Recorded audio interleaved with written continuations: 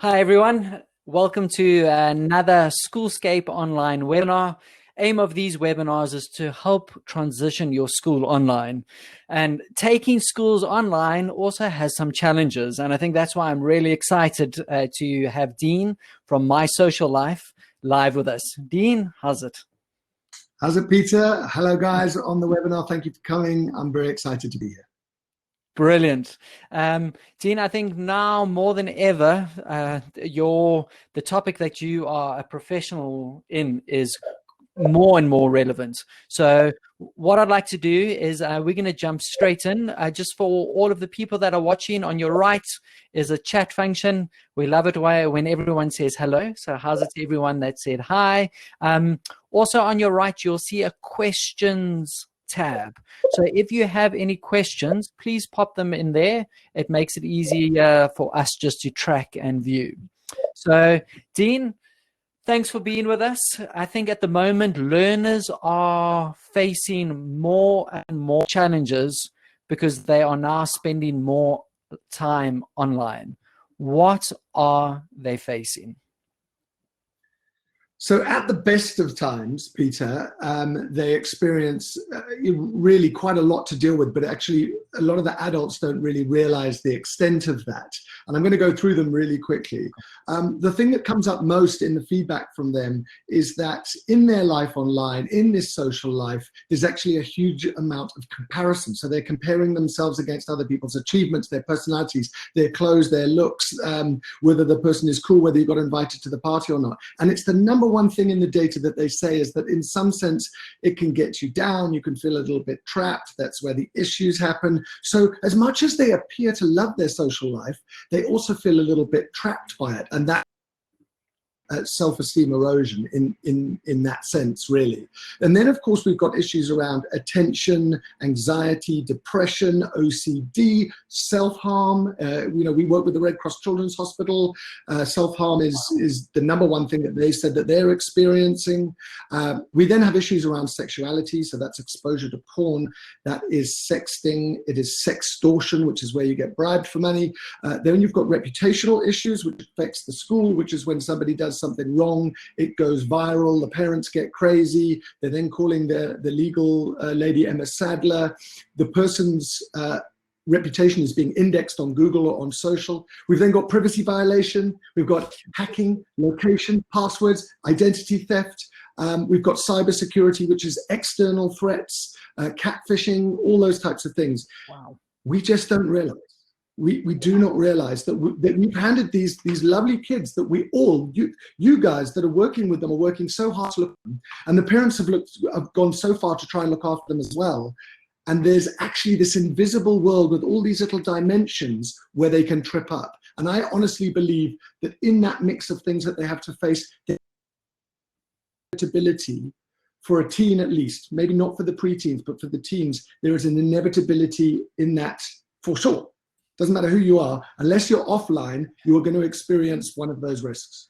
Dean, actually just a question, like in your opinion, because you've trained a lot of schools, and we'll get onto some of the other questions now, but are the teachers always aware of all of this? We'll get into some of the actual ones and get a bit more specific, but generally are schools and teachers aware of what the learners are facing? I think that the schools actually are aware, but what that happens is they're aware on a surface level. So when we go in, and what happens is, it's very important to say, is we don't just train the students, we train the teachers, we train the parents, and we train the school counselor. We also do one-on-one with the principal, because we believe that the problem can only be approached. You can't expect the child to fix it on their own. They're going to need their parents, which I'm sure probably lots of teachers will be nodding their heads. They always say that to me, yeah. But actually it requires teacher engagement on campus. And when we show them our teacher presentation, what happens is they say, we really had no idea. Just that slide alone, which is called What Teens Have to Deal With, they say we didn't realize. And even radio producers and TV producers that interview us say, we had no idea. I'm like, this is 8 full hours of training that we do. Each of those topics gets 1 hour. And that's how serious it is. So the teachers, actually, I must just say, I really enjoy the teachers. I was a bit scared of them when I started several years ago, but they have been so open and so warm and so grateful for the help. It's been superb. Brilliant. No, Dean, thank you for that. Dean, let's dive into a bit more of the detail. So can I throw some topics out and you tell me what the schools are facing, well, the learners are facing, and what the school's facing? So first one, cyberbullying. Okay, cyberbullying is probably number one of all. Potentially for some, it's they're also dealing with the issue around sexuality, and then also privacy and mental health. So those would be 2, 3, and 4. Bullying. Let me explain the most important thing about cyberbullying, and there is a slide for you there, Peter, if you want to pull it up, which is called cyberbullying. The most important thing that the data that Peter's about to show you, if you can find it, and if he isn't, it doesn't matter. There was a Vodafone survey done in 13 countries, of which South Africa came 4th in terms of cyberbullying. New Zealand came first. People always asking who came first. And what happened in that is that they'd said 1 in 5 children had felt helpless/powerless and had considered or had thoughts of suicide. There was also 4 out of 10 had felt depressed. 1 in 4 teens had experienced cyberbullying. But you'll see on that slide down in the bottom left-hand corner, there's something really, really interesting, which is that red box. And this completely correlates to the feedback that we get from the 4,000 students that we teach, is that around about 4 out of 10 of them do not tell their parents about what's happening online. Wow. They feel ashamed, they feel secretive, and that's all the way through from grade 4. Hey? The kids are talking to strangers on games, on Fortnite, on all sorts of other games as well on their headsets. Some of them are on chat functions within the social media platforms. You can be on house party, people can just ring unless you lock the door, people can just come through and start talking to you, in which they then flash their body parts. It's really real. It's like this adult world which kids have been invited into, but the kids feel that it's a kids world in which adults don't get. And I'm saying we're sitting right in the middle. We understand both sides. And in terms of cyberbullying, I'd say the most important thing that faces anybody, both school and I'll tell you the most amazing stat, both school and parent, is that you're going to deal with 4 out of 10. Between 3 and 4 out of 10 of those kids are not going to tell you what's happening. And we actually asked a question to the kids. The final question was, who would you tell if you had a very concerning or fearful issue online? And plus minus between 50 and 60% was the parent, about 15% was the sibling, and a teacher came in at under 5% and the counselor came in at under 5%. Wow.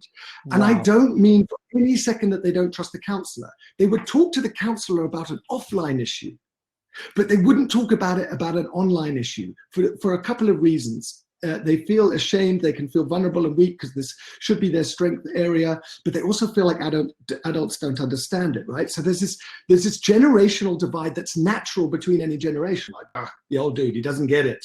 But actually there's a technological divide which has forged open the generational divide wider.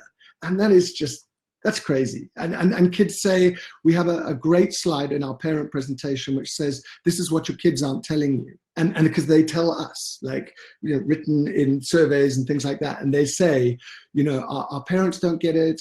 They don't use the word hypocrite, but our parents are just as bad users as us. Often the parents are like, you should get off your phone. Like that kind of thing. And so my kids do that. They're like, Dad, you're home now, off your phone. I'm like, oh, okay. All right, so I think, Dean, some of those stats are really, really scary. Next kind of phrase we hear specifically with digital, mental disorders. What are the learners facing? So anxiety is number one. In my view, I'm saying from what we teach, but the Red Cross Children's Hospital. So we actually train the Red Cross Children's Hospital Child Psychiatry Unit. We train 40 doctors and we do it over and over again. And the reason why, so it gives us great insight. The reason why we train them is because they say we deal with children, and the challenge is that they, how do I put it? They say we understand the symptoms, we know what people are presenting with, and we know how to treat them. We don't understand the landscape. And I think that's the same for so many adults. They don't understand the landscape unless you really understand what they're doing inside the apps and the type of things that people say to them. And so inside that, there is a lot of violation of your identity. So what happens is inside us, almost like we have a psyche or a psychology, and people kind of pull at it and they gnaw at it and they tease it when they do things to you, or they embarrass you in public. Or, for example, they might see something which makes them feel bad. They could see something pornographic and think of their parents, which makes you feel shame. And so what happens is that you take those feelings, you take that shock, and it becomes secrecy, and you push the secrecy down because there's a physiological response in your body. So as soon as so what happens is you see something, literally what happens is it goes through your visual cortex or your audible cortex, so you hear it or see it, it goes into your brain, it gets processed. And then you need somebody to help you process it if it's something that's quite strong. Now, if it doesn't bubble to the top and you get help to burn it off, it can often get stuffed down. And that stuffing down is where the anxiety is, because you're kind of hiding secrets, and you may not even know it. And I was listening to one of our partners, a member of our Brains Trust, Dr. David Rosenstein, yesterday. And he said the problem is with so many of these issues is that they're invisible. Stress or anxiety can be quite unconscious, quite subconscious. You can almost not feel it, but you've got it, and it comes out. It's like a tube of toothpaste that you squeeze and it comes out the side. It can come out as aggression, can come out of sadness, can come out of being overly jokey. When people are just slightly overly anxious, it doesn't mean, oh, I'm so scared. Yeah. It actually means that there's something that's kind of forcing you into a different behavior. And we have a psychologist in our program, Alexa Scher, and she really explains that, okay, imagine this. You see something online, it makes you feel a certain way. And because of the way that it makes you feel, like the tube of toothpaste, it then makes you behave a certain way, a little bit aggressively, shocked, surprised, secretive. But what happens is that loop goes round again, because the next time you experience something, that's also stored. You're a bit more aware and you're a bit more cautious. So then you approach that next situation, which is what we all do in our lives, a little bit more reserved or defensive or whatever, which again changes the behavior. Unless we try and support these kids, this digital support system that's required via education, via first just understanding the extent of the landscape, is absolutely key, because I think they're roaming around in the wilds of the internet, experiencing all these things. And I think some of them are experiencing more. And, the net, phones and iPads and tablets have only been around since 2007, 2010. We're going to see, and this is what a lot of the experts in the US are saying, is that there will be very interesting mental health outcomes later on down the line in another 5 to 10 years. Because of just the overexposure beyond age appropriateness. Sure, Dean, it's a scary stat, and also think at the moment with so much remote learning going on, kids that are suddenly they're spending way more time behind a device at home, where they've got a parent that's possibly trying to work as well. Dean, I want to throw out one more of these kind of things that the learners are facing, and then we'll get on to some topics, just more the risk for the schools and how schools can start handling this. So last topic I really want to kind of, if you can give us a bit of a view on, sexting. Sexting's a really, really interesting one. Okay, I gave you a slide. You can pull it up if you like.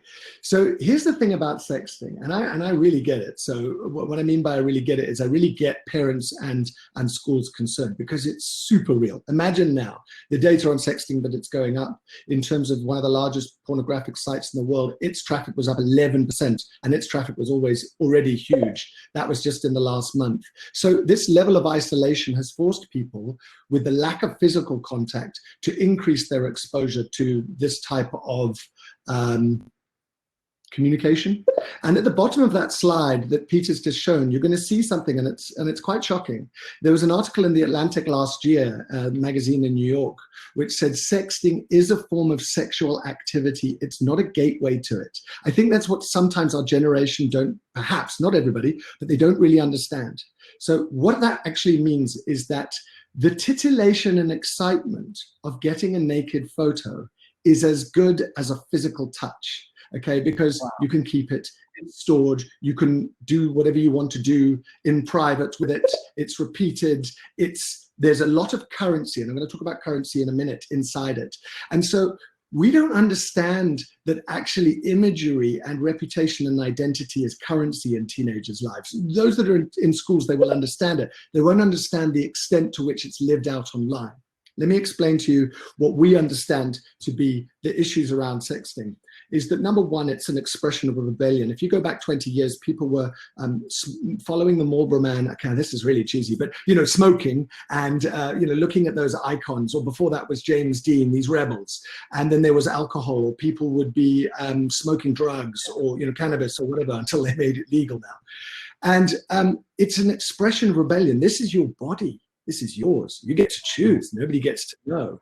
And then the second thing that's in there, I just actually lost it. Let me just quickly open it up. Sorry, no, it's for me. I've got one second. I'll put it back up. No, it's okay. The second thing is that it's also trending. Okay, so if this sits in your environment all the time, if celebrity culture is sharing sex tapes, go to Instagram and have a look at something around fit bodies. Boy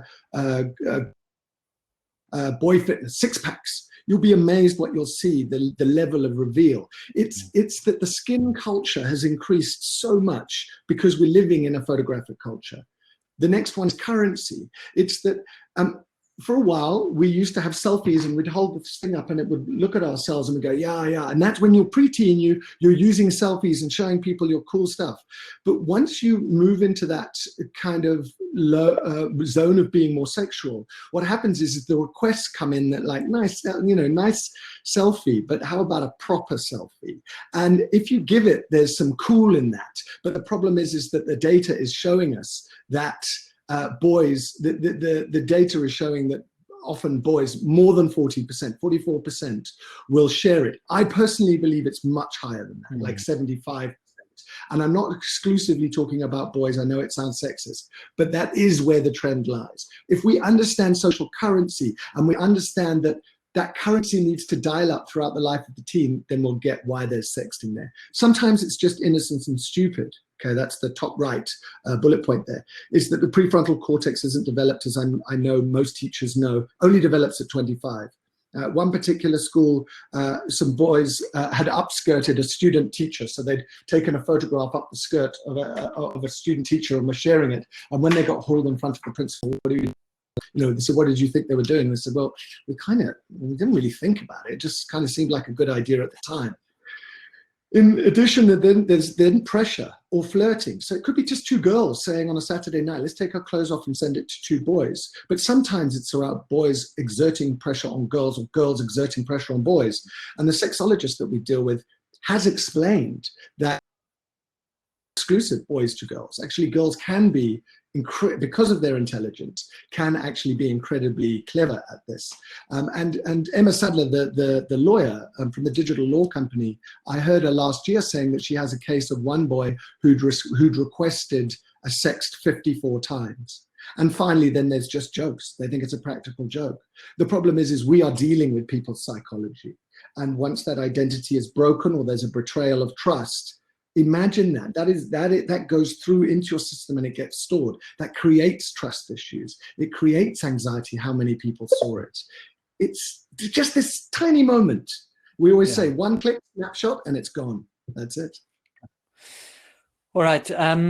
So I think one of the questions that came through, and then I actually want to, and I think maybe if you can give us just a quick one on this one. What is trolling? And then we're going to move on to how do schools handle this? So if you could answer, what is trolling?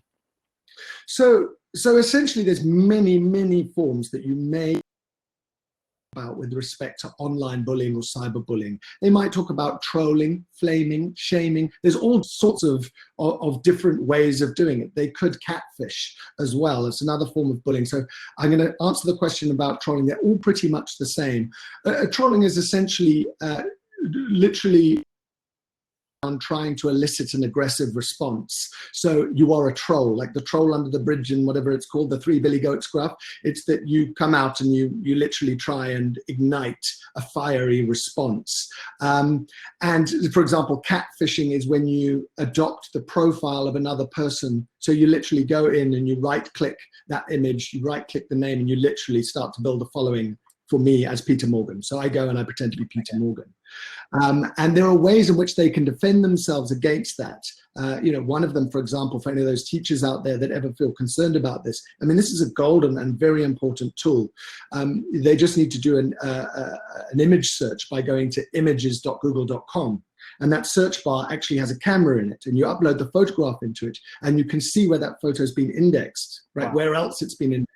So if Peter Morgan's been indexed with your photograph of Peter Morgan, but then there's a photo of me with Peter Morgan, we know one of us is a liar. But the person that searched for the image goes, okay, we've got a dual personality here. And that's what people should be doing to check these. When you're in a chat life, you're not in a physical Dean and Peter discussion, so you can't see my lips moving, so you don't know who I am. On chat function, people are trading photographs of people who they are not. Yeah. So you need to check. And that's why they say, number one is get on a live chat with the person and check that the person that you're talking to is real. Cool. Dean, I think let's move into, and I think this is the most relevant and why a lot of people have kind of tuned in. How do schools handle this? What are the tips and tricks? How do they manage it? We've had a lot of questions come in, which I'll get to, but what do they do? What do the teachers out there do? What do the schools out there do? Okay.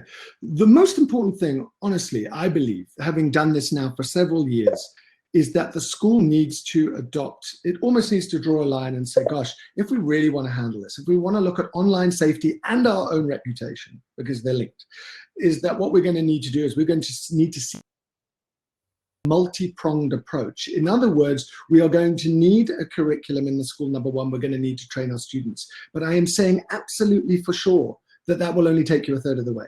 Okay, because you're first of all expecting out of your 100 students in a grade or whatever it may be, that all 100 will respond to it.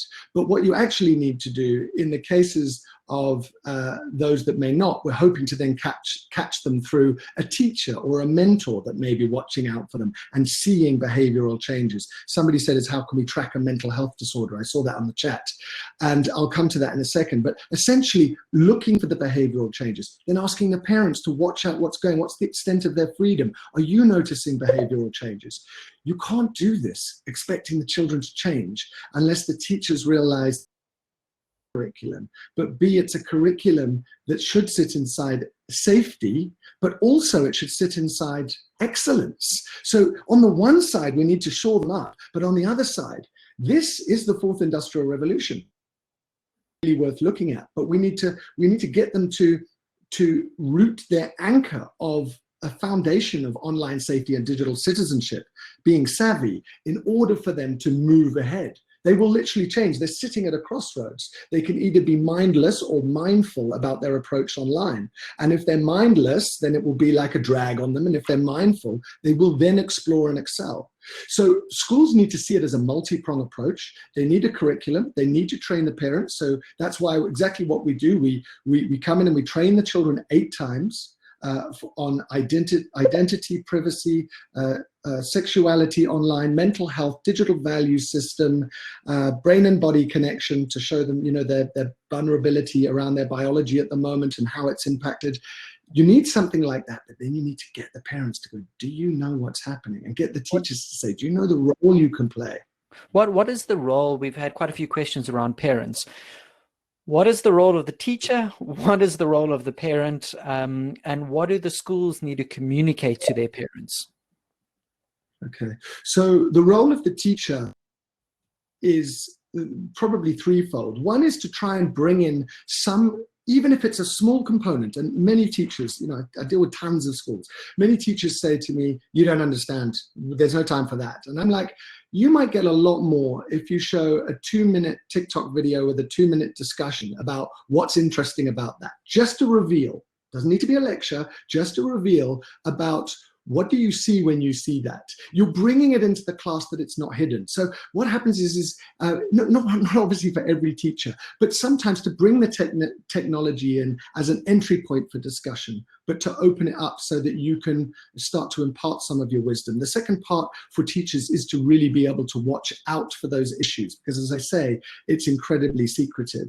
And the third part for a teacher or a number of teachers would be band together to change the digital culture of the school, which means that you can go around a campus and you'll see literacy posters, Valentine's Day posters, very little digital LO stuff on campus, in the toilets, things about what are the consequences of bullying, trying to be able to explain it. You know, they can even set up a committee, a couple of parents and a couple of students and a couple of teachers, and say, what happened this term online? Tell me the things. Just a committee for 1 hour. It's so powerful.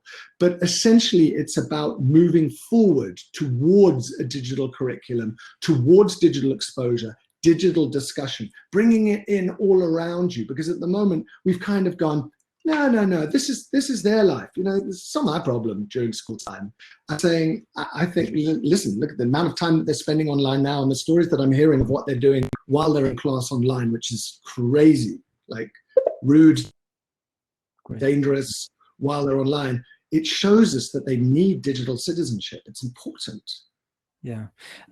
Dean, we've got a lot of great questions coming in.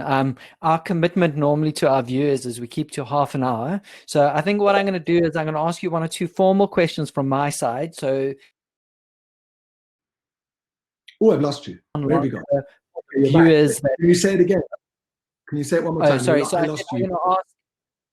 I'm going to ask the 1 or 2 formal questions we've got left, just so I can make sure we get through most of the info. But then if any of the schools are not in a rush, our commitment is normally to stick to 30 minutes, but I think we're going to go longer on this. And these questions are super relevant. We've had questions on the discipline measures, how do you get parents more engaged? So there's a lot there. So maybe just before we get to those questions, Dean, you've spoken about a curriculum. What is it that you actually as a company do when it comes to your offering to schools, just so that the viewers can understand? Okay, so what we offer very specifically, so I'll talk to all sorts of different people in the room. We offer an 8-module, 8-hour digital life skills or digital LO training to grades 4 to 7, and then it's different content for grade 8 to 11. In fact, the truth of it is it's slightly different content for 4 to 5, then for 6 to 7, and then from 8 to 11. Largely, we've been training in school, but prior to lockdown, we've moved it to a video program so that schools around the country could access it. They could buy the modules, the 8 modules, and the LO teacher could press pause, receive a teacher's pack, which has workshops and questions and quizzes, and they can take that 1-hour module and break it into 4 sets of 15 minutes with a 15-minute workshop and 5 minutes of quiz, for example. So it allows them to take control of the content and run it themselves. What I just want to say about curriculum very quickly is that I created this many years ago because I have a history in media, 20 years of history in media, and I had 3 daughters myself, and I was concerned about what was happening with self-publishers, teenage self-publishers, fake news, all of this type of stuff. So I moved from media to media literacy for kids. And once I created it, a friend of mine sent me a drawing, and I flew to New York to meet the World Economic Forum. And they have a section of the World Economic Forum which deals exactly with what I work with. And we have become an adopter of their 8-module curriculum. So this is not me thumbsacking. Their 8 modules I have localized for Africa, for South Africa, but now parts of Africa. And the second thing is that we also, the curriculum is also informed by neuroscientists, cognitive behavioral therapists, clinical psychologists, sexologists, privacy advocate, and cybersecurity advocate. So from the top, we have expertise. From the bottom, we have a rooted curriculum. And in the middle, we have feedback from students, okay, 4,000 of them. So it's being informed by real brains and specialists, by students on the ground, and by people that have done the research. I mean, I'm very proud of that model. And I think that for that reason, we're really onto something really great. So that's what schools can access. They can either call us and we'll come in. And just as an example, we would come in, this is really important, this section, is that you'd call us and say, for example, after lockdown, you would call us, you say, okay, can you come in and say, right, so we will train grade 4 to 5 to 9:45, have a 15-minute break, then we'll do 6 and 7 between 10 and 10:45, and then we do 8 and 9, and then we do 10 and 11, and then we come back 4 weeks later. You have 8 modules which you can choose the timing of. Okay, so some schools have asked us to rush it through in a term. Some people have asked it in a year. One school wants it over 2 years. So just one module a turn. And in terms of a video program, what happens is people can request it, and then what they do is they pay for it, and then they access it via a login, and it is then in their control. And how they pay for it is they pay for it via the amount of students that are using it. So, brilliant. Dean, thank you. We're going to get into some of these questions, but I think this is a massive, massive discussion. And I think what I'm picking up from schools is actually having someone external come in and offer the curriculum is going to save a lot of effort on the school side. So I think there's massive value for all of the schools. I've just shared Dean's kind of email address, info@mysociallife.com. Just don't be confused. My Social Life has one L in the My Social Life components. So click on that. If you'd like more info, you can email Dean and he'll be able to send you more info. We've known, as a company, we've known Dean for a long time, and we know the schools have responded exceptionally well. So Dean, we're now going to move on to a couple of the questions that we've had. I saw some in Afrikaans, so you might bear with me. So let's shoot through some of these. Shannon asks, is there a difference of children reporting cyberbullying with a younger teacher, or is there no correlation? That is a very good question. I will be open that I actually don't have I don't have that exact answer between the younger and the older teacher. But what I can tell you is that they, as I said, overall, they struggle with any teacher. And the most important thing is it will be about the trust. And that's why you asked about what role the teacher plays. My personal view is it's not so much around the age, it is about the approachability of the individual. If that person, it's the same with a parent. If the parent tunes them out, okay, which a lot of parents are like so dismissive and they're at war, then the child decides to go underground. So if you, and that's why I don't think you can say that, is if you have an older teacher, but that teacher's really great. I mean, my daughter's got some great older teachers. They're fantastic. And I know they would go to them just as much as the younger teacher. The challenge is the approachability, the ability for somebody to listen, to not make you feel bad and to feel safe. Oh, and this is the most important. I nearly forgot it. Sorry. The most important that they say in schools, please can you tell your principal or whatever, is that what happens is for parents and also for teachers, the first thing that they do is go, right, you two come here. Or, okay, everybody into the principal's office. And they're like, do you understand if you've been victimized that if you both get hauled up because you've told on, then there's going to be all hell and retribution to pay. Because the challenge and the difference between online bullying and offline bullying is that online bullying goes on after school. Sure. So back in the day, when I was bullied by Paul Francis at school, don't worry, it's not a tearjerker, but when I was bullied by Paul Francis at school, I could still get home. Okay, now you can't. You're still on Snapchat, TikTok, Insta, you're on WhatsApp, and these groups are talking about you. And it goes on into the night. Sure. I think that's a great tip there. Next question is from Wayne. He asks, I understand there are numerous apps available to protect children from accessing unacceptable content. Are you able to recommend any? So, Custodio would be probably the best of the middle range, I would say, apps. It is a really good one, but the best one that's working in the US is called Bark. It's really fantastic. What it actually does is it actually tracks keywords as well for kids. In other words, so if the word, like in the US, they were tracking school shootings, and they say that they've stopped 16 school shootings, but it also tracks, it was mainly around suicide, actually. And so that what it did is, if any word suicide was used in any of the apps, and it tracked the 30 most difficult apps, which were like Kik, Omegle, Whisper, those types of apps, which are what they're called is AMA, or Ask Me Anything apps, which means what happens is you can go online, you don't need to register a profile or a name, you can say absolutely anything that you want. That's when people start saying, why don't you go and commit suicide, or I've been contemplating suicide. So Bark covers like really big filtering. But Custodia also does a very good job, and it's kind of more, it's got a very good experience in Custodio in my view. So that would be what I would suggest, one of those two. It's almost like laddering. Bark is strong. Awesome. Bark, B-A-R-K. Am I hearing that correct? Bark.us. And of Custodio, sorry, just so I can be clear, Custodio is with a Q. So like custodian, but it's a Q, Q-U-S-T-O-D-I-O. Very good. That would be an app that gets used a lot. Okay, brilliant. I'm just going to copy and paste Bark in the link. I found that one. Next question. It says here, what are the disciplinary actions that can be taken against cyberbullies at school?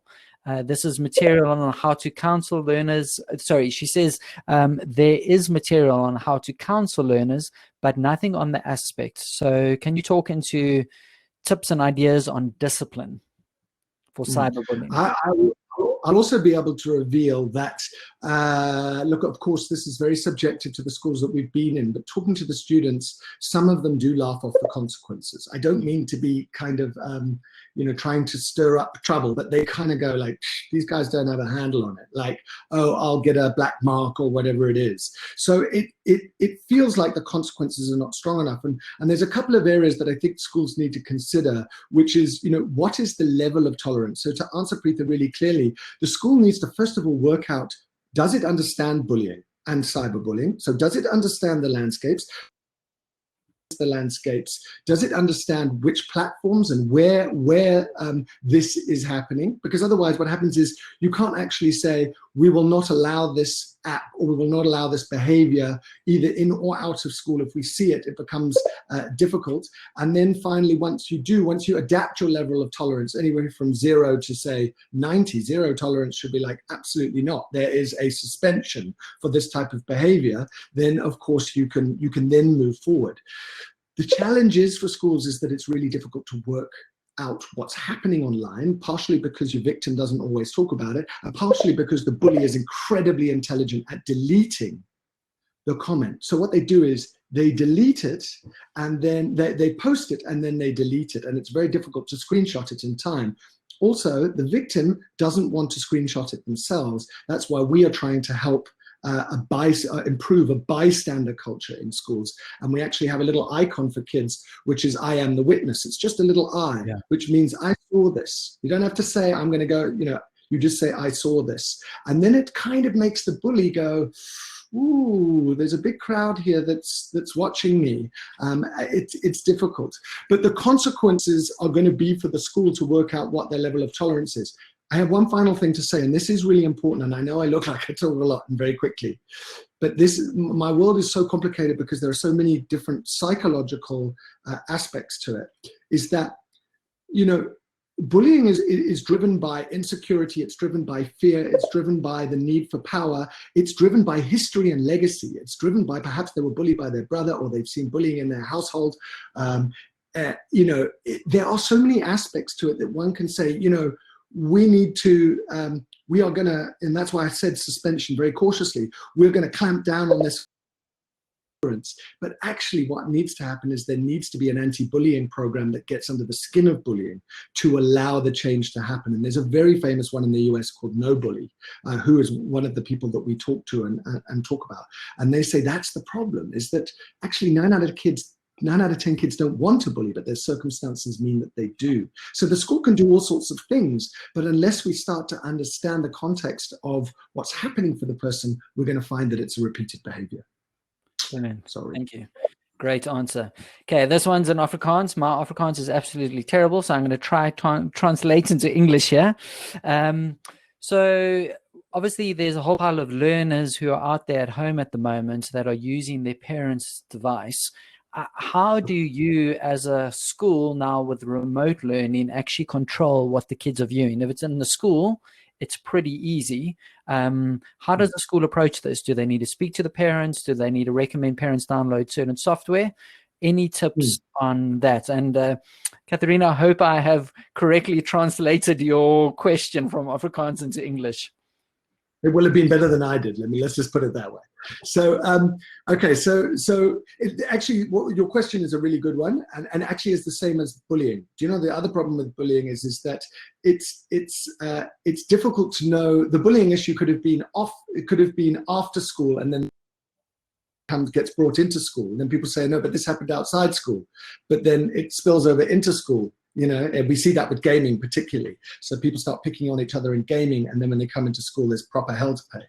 So really the only way in which schools can assist parents is actually to get is to get the tools to them.